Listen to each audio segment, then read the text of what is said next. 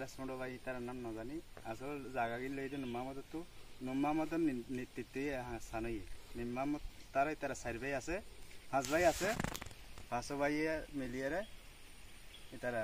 গাছি না আর বাগান আকাশমণি বাগান হারিয়ে লাগি কি গেল হাঁটি আই না জানি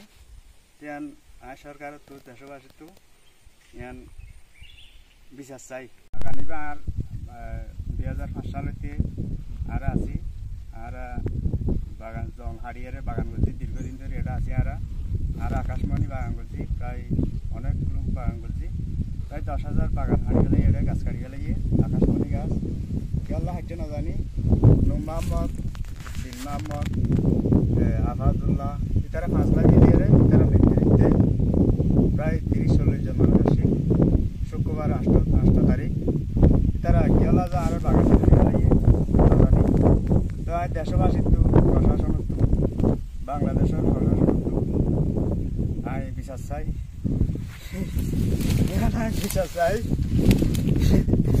ওনার এক ফুয়া আর এক ফুয়া মারিয়ে লাগিয়ে আর প্রত্যেকটা ফুয়ার আমি বিচার চাই আর প্রত্যেকটা শিশুর বিচার চাই এই বিচার যদি না চাই নদে আর সরকারে তাহলে বাংলাদেশের থানো বিচার নাই ইয়াম বলে মনে করিম এই আই যদি হনভুল করে থাকিলে আর ওর হনশাস্তি করা যায় এই শিশু বাচ্চা উনরে